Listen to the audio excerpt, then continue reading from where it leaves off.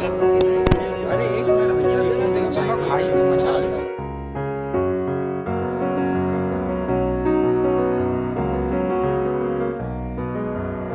मैं यही कहूंगी कि अनुराग कश्यप जो है बहुत ही मंद बुद्धि है। अच्छी टीआरपी के लिए वो अच्छा काम कर सकता था, लोगों को रिक्वेस्ट कर सकता था कि ये फिल्म बनी है देखो, या कुछ और भी निवेदन कर सकता था, परंतु उसने बहुत ही गंदी राजनीति की है और अपनी टीआरपी बढ़ाने के लिए इसने जो अभद्र टिप्पणी की है ब्राह्मण समाज पर, इसको कोई भी बर्दाश्त नहीं करेगा। जिसने भी सुना किसी ने इसको अप्रिशिएट नहीं किया है, ये अप्रिशिएबल नहीं है।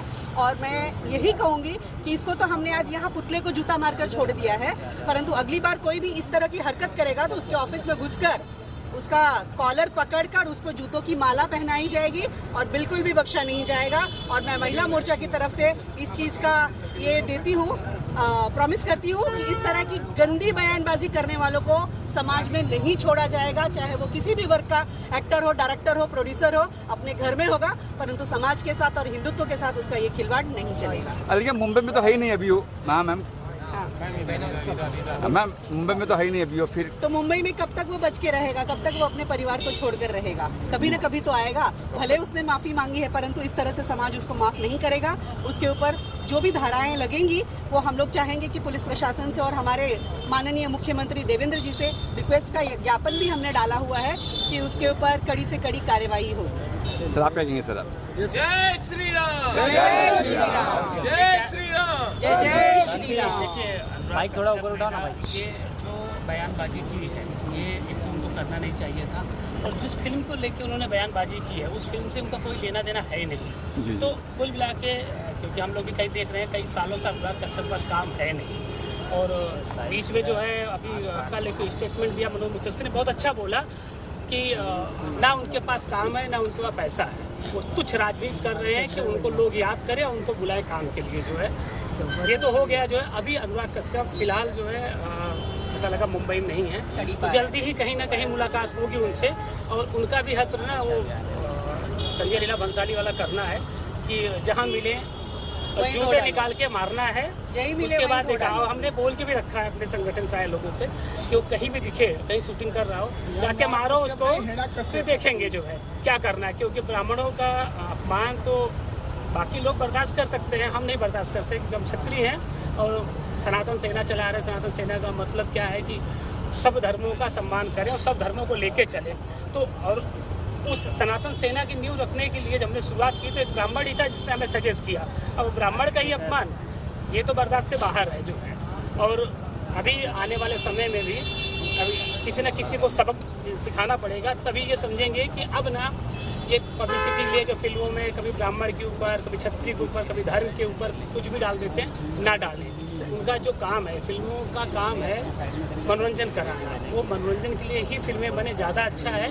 इस तरह की अगर पॉलिटिकल जो जैसे राजनेता करते हैं ना, वो नहीं आए, वो बहुत बुरा होगा जो है इसके लिए जो है। अच्छा, एक विडम्बना ये भी है सर कि एक विडम्बना ये भी है कि ब्राह्मण समाज जो है वो चुपचाप सारा कुछ बोल नहीं रहा है, उनको बोलना चाहिए चाहिए। यही तो हमारी विडम्बना है। हिंदुत्व के जो लोग हैं, जो हम हैं, हमारे जो हिंदू धर्म के लोग हैं, जब किसी को तकलीफ होती है ना तो खड़े नहीं होते। फिर वहाँ पे आज हमारे जो ब्राह्मण समाज के बड़े पॉलिटिशियन हैं, बड़े नेता हैं, उनको बोलना चाहिए, पहल उनको करनी चाहिए। जब स्टेटमेंट दिया मैंने 5 घंटे वेट किया कि कोई तो बोलेगा, पर एक भी ब्राह्मण नेता जो अपने आप को जो है बोलते हैं कि भैया हमें सेना बना के, सेना बना के हम ब्राह्मणों के लिए फालतू चीज़ों के लिए बोलते हैं, मगर इस पर किसी ने कोई प्रतिक्रिया दी नहीं। ये बहुत ही दुर्भाग्यपूर्ण बात है जो है, और देना चाहिए। अभी भी समय है, अभी भी देना चाहिए उनको कि एक तुच्छ डायरेक्टर जिसकी कोई औकात नहीं है, जिस पास काम नहीं है, बेवड़ा आदमी है, वो ज़्यादा ऐसा बोल के जा रहा है जो है। तो आज इनको बोला, अगर यही बात हो किसी मुस्लिम के बारे में बोला होता ना, तो शायद ही वो हिंदुस्तान के किसी कोने में होता, उसको कुत्ते तरह मारते हैं। अच्छा, एक हमारे देश के महाराष्ट्र के मुख्यमंत्री भी ब्राह्मण ही है, कुछ अपील करेंगे उनसे? मैंने अभी आपको बोला ना, ये दुर्भाग्यपूर्ण बात है हमारे लिए, जो है हमारे हिंदुत्व के लिए, कि हमारे ये शीर्ष नेता वो कर ही सकते हैं। अभी उनके पास तो राजनीति के लिए अभी मुद्दे हैं ना, 2 आदमी हमारे पास ऐसे हैं, एक राज ठाकरे, एक देवेंद्र फडणवीस, कभी हिंदुत्व कभी इसके उसके लिए। और आजकल तो मराठी और हिंदी पे लगे पड़े हैं, उससे फुर्सत मिलेगी तो बात करेंगे इस पर कि कोई आपको जलील कर रहा है। एक इंडस्ट्री का गया गिरा डायरेक्टर जो आपको जलील कर रहा है, आपके पूरे समाज को बेइज्जत कर रहा है, ऐसा शब्द बोल रहा है, वो शब्द अगर किसी दूसरे समाज के लिए बोलता ना तो वो उसका हश्र क्या होता समझ में आता, मगर बोल ही नहीं रहा है, कुछ बोलना चाहिए। देवेंद्र जी को बोले, देवेंद्र जी को इस पर जो है एक्शन लेना चाहिए जो। बिल्कुल सर। देवेंद्र फडणवीस जी नहीं बोले, लेकिन हिंदुत्व के लिए राजनीति छोड़े थे एकनाथ शिंदे जी, उनके भी तरफ से एक्शन नहीं देखने मिल रहा है। अभी मैंने बोला आपको ना, दुर्भाग्यपूर्ण बात है ये कि हिंदुत्व के लिए राजनीति में आए थे, राजनीति में आने के बाद लोग हिंदुत्व भूल जाते हैं। आप इसको आप गौर से सोचिएगा, वो भूल जाते हैं हमेशा। जब अभी हम बात करें, हमें भी नेता बनना है ना, तो मैं हिंदुत्व की बात करूँ, जिस दिन नेता बन जाऊँगा तो हिंदुत्व साइड में रख दूँगा, तो ये गलत है। आप उनका वो अच्छे इंसान है, उन्होंने बहुत मुद्दों पे उन्होंने अच्छा निर्णय लिया है, उनको इस पर भी लेना चाहिए और लेंगे जो है। इतना विश्वास है हमें जो है, क्योंकि सरकार ही हिंदुत्व की चल रही है, हर जगह हिंदुत्व का परचम लहरा रहा है, तो उनको इस पर करना चाहिए। अगला कदम क्या होगा आपका? अगर अगला कदम क्या, हमने माफी मांग चुके हो, हमने आज प्रदर्शन माफी मांग ली। देखिए आप एक बात बताइए मुझे, कोई 2 थप्पड़ आपको मार दे, उसके बाद जो 1 घंटे बाद बोले मुझे भैया माफ़ कर दो, जो है ये होता है क्या? तुमने पूरे ब्राह्मण समाज को ऐसे शब्दों से जलील कर दिया और उसके बाद बोल रहे हो माफ़ी मांग, ये होता है क्या? आप मुझे बताइए जो है, तो ये गलत है। तो अच्छा, इस पर अगर एक्शन नहीं हुआ, अगर इस पर एक्शन नहीं हुआ तो हर तीसरा व्यक्ति आके यही बोलेगा, आपको गाली देगा, आपको मारेगा, बाद में माफ़ी मांग लेगा, तो आप माफ़ करते रहोगे? ये तो आप तो जलील कर दिया उसने, पूरे ब्राह्मण समाज को जलील कर दिया। ब्राह्मण समाज को तो बोलना चाहिए ना। आपने वो स्टेटमेंट देखा होगा, उसने जो पोस्ट किया, क्या लिखा है उसने? कोई लिखता है क्या? आपको अगर ऐसा समय अभी बोल दूँ तो आप मुझसे मारपीट करने लगोगे, गलत है ना। ये चीज़ें थोड़ा चाहिए, सरकार को इस पर एक्शन लेना चाहिए कि कोई भी सोशल मीडिया में इस तरह के स्टेटमेंट नहीं आने चाहिए जिससे माहौल ख़राब हो देश का, समाज में गलत मैसेज जाए, ऐसा नहीं होना चाहिए। और ये ध्यान देना हमारा भी, हम समाज में बैठे, हमें भी सोचना चाहिए, हमें भी किसी धर्म, किसी समुदाय, किसी व्यक्ति विशेष के बारे में कोई भी टिप्पणी करने के पहले हमें सोचना चाहिए कि टिप्पणी करें कि या न करें। जिस तरह आपने सरकार को ज्ञापन दिया, तो सरकार ने क्या आश्वासन दिया, क्या कुछ कहा? देखिए, सरकार को हमने ज्ञापन किया, हमने सोशल मीडिया के थ्रू सरकार को बोला सरकार इस पे एक्शन ले, सरकार इस पे एक्शन ले। और इस तरह की जो, क्योंकि बार बार फिल्म इंडस्ट्री की तरफ से ही इस तरह की बातें आ रही हैं। अच्छा, फिल्म इंडस्ट्री को देख के ही जो समाज में कुछ ऐसे नेता हैं ये हैं, उनको भी समझ में आ गया पब्लिसिटी चाहिए, कुछ भी बोल दो समाज के बारे में, किसी व्यक्ति के बारे में बोल दो, पूरा देश का माहौल खराब हो। अभी फिलहाल राणा सांगा के ऊपर जो है सपा सांसद ने बोल दिया था, उसका नतीजा हुआ कि महीनों डिस्टर्ब रहा आगरा।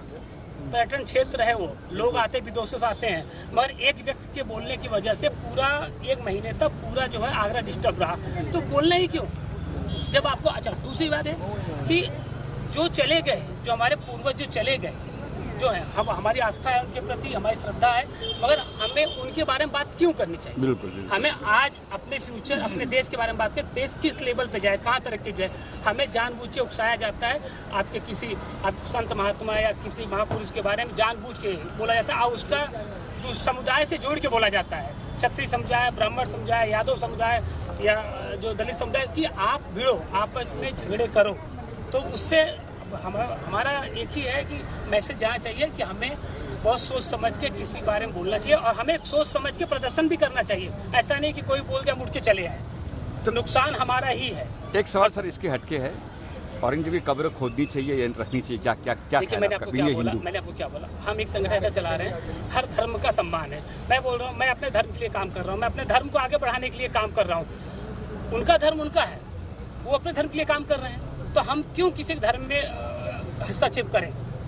सर, उनको मरे हुए बहुत दिन हो गया, जिनकी बात कर रहे हैं आप, तो उनकी कब्र से मुझे क्या लेना देना? बिल्कुल, तो उनकी कब्र से मुझे लेना देना नहीं, मैं अपने धर्म की बात कर रहा हूँ। हाँ, मेरे धर्म पे संकट आएगा, अगर मेरे धर्म के बारे में आप गलत टिप्पणी करोगे तो मैं बोलूँगा, अब आप नहीं बोलोगे तो मैं भी नहीं बोलूँगा। सनातन सेना द्वारा कल के दिन बांगू नगर पुलिस स्टेशन में एक शिकायत दर्ज कराई गई, तो आपको वहाँ से क्या आश्वासन मिला? देखिए, उन्होंने बोला कि हम इस पे देखते हैं, उनको हमने सोशल मीडिया पर क्या उन्होंने लिखा, क्यों पोस्ट किया जो है, और अगर ऐसा लगता है गलत बोला है, लिखा पोस्ट किया, अगर हमें लगता है तो हम उस पर आगे FIR दर्ज करेंगे। उनको समय चाहिए, क्योंकि सोशल मीडिया का मामला है ना। सोशल मीडिया में क्या, अभी हमने पोस्ट किया, 1 घंटे बाद डिलीट मार दिया, तो एविडेंस तो होने चाहिए ना। बिल्कुल। हमने आपका स्क्रीनशॉट मार के रखा, मगर आपने अपने प्लेटफॉर्म से हटा दिया क्योंकि आपने गलती एक्सेप्ट कर ली।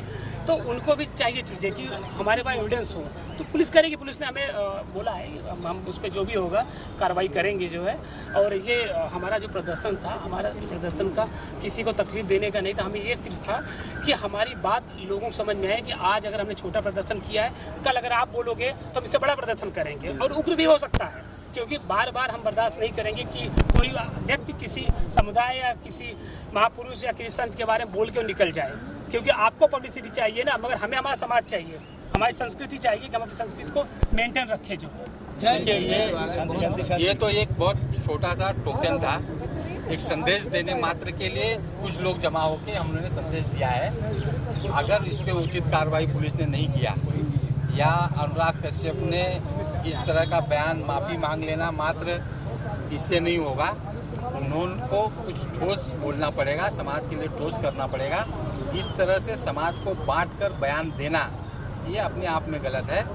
ये आज का जो आंदोलन है हम लोग का, एक छोटा सा एक हम लोग सांकेतिक आंदोलन जिसे कहते हैं वो है। अगर हम लोग की मांगे नहीं मानी गई तो हम लोग बड़ा आंदोलन करेंगे और बड़ी कार्रवाई की बात हम लोग करेंगे। Thank you sir. जैसा ही मुझे मालूम पड़ा ये चीज़ें कि अनुराग कश्यप जी ने ऐसा कहा है, तो मैं यही कहना चाहूँगा, आज मुझे समझ में नहीं आ रहा जितने हमारे बॉलीवुड वाले हैं इन्हें सिर्फ हिंदू धर्म ही क्यों दिखता है। हिंदू धर्म के खिलाफ मूवी बनाएंगे, हिंदू धर्म के खिलाफ आवाज़ उठाएंगे, सब हिंदू धर्म के खिलाफ ही जाती है। अब तो इन्होंने हद कर दी, जो इन्होंने किया है भी सीधा ब्राह्मणों पे कहते हैं हम मूतेंगे। मूतेंगे मतलब ये इनकी औकात हो गई है कि हम पे मूतेंगे। अगर आप देखेंगे तो प्रभु श्री राम भी अपने किसी कार्य को करने से पहले ब्राह्मण से सलाह लेते थे, और ये उन पे मूतने की बात कह रहे हैं और कह रहे हैं मैं माफ़ी मांग ली। अरे माफ़ी मांगने से कुछ नहीं होता है। आइए मेरे सामने खड़े होइए, मैं आपको 2 चमाट मारता हूँ, सबके सामने माफ़ी मांगता हूँ। क्या आप मुझे माफ़ करेंगे? नहीं करेंगे।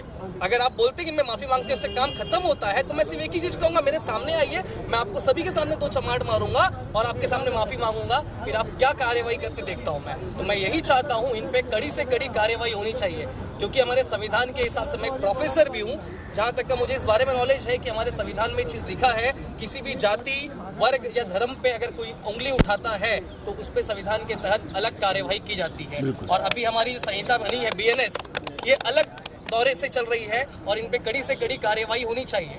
जैसे कि सर जी ने बताया कि हमने लेटर दिया है, हम देखेंगे।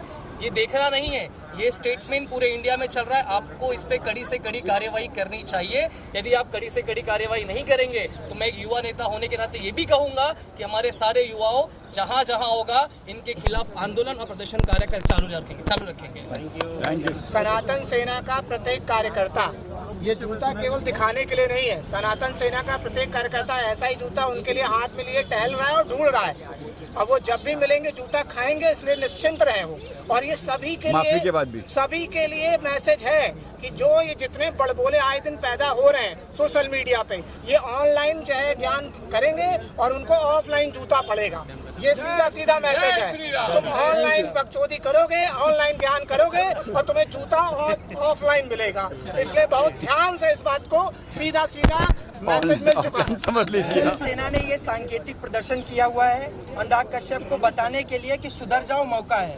अगर अनुराग कश्यप आकर माफी नहीं मांगते हैं, मंदिरों में जाकर ब्राह्मण समाज के सामने सम्मुख होकर, तो सनातन सेना इस प्रदर्शन को बढ़िया से करेगी और उनका जो मानसिक स्थिति खराब चल रही है उसका इलाज करने का काम पूरी सनातन सेना करेगी। मैं बुंदेलखंड के सभी ब्राह्मणों से निवेदन करूंगा और खासतौर से उन ब्राह्मणों से जो अनुराग कश्यप की टीम में मेरे लाइटमैन वर्कर्स जो काम कर रहे हैं, इस कुत्ते को जहां मिलना है, जहां ये दिखे ना, इसको एक बार सबक जरूर सिखाना कि ब्राह्मण होता क्या है, ब्राह्मण करता कैसे है। इसको बाबा परशुराम के बच्चों की ताकत अभी पता नहीं है।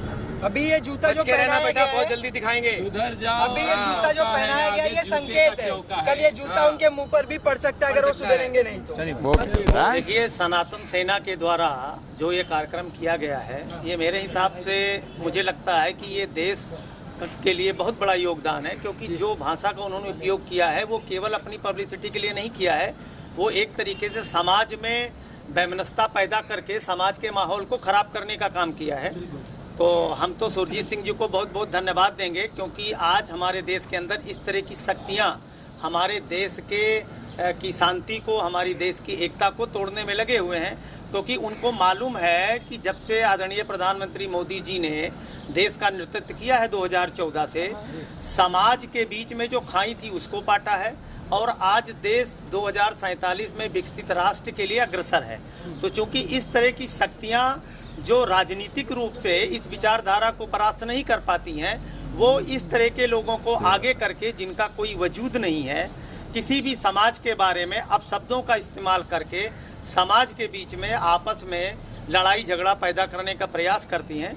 तो मैं समझता हूं कि देश के हर सामाजिक संगठन का यही कर्तव्य होता है कि ऐसी शक्तियों की विचारधारा को पूरी तरीके से विरोध करने का और कानूनी तौर पे उनको निश्चित तौर पे सज़ा दिलाने का काम करने का, क्योंकि जब तक ऐसे लोगों को सज़ा नहीं मिलती है तब तक वो लोग शांत नहीं होते।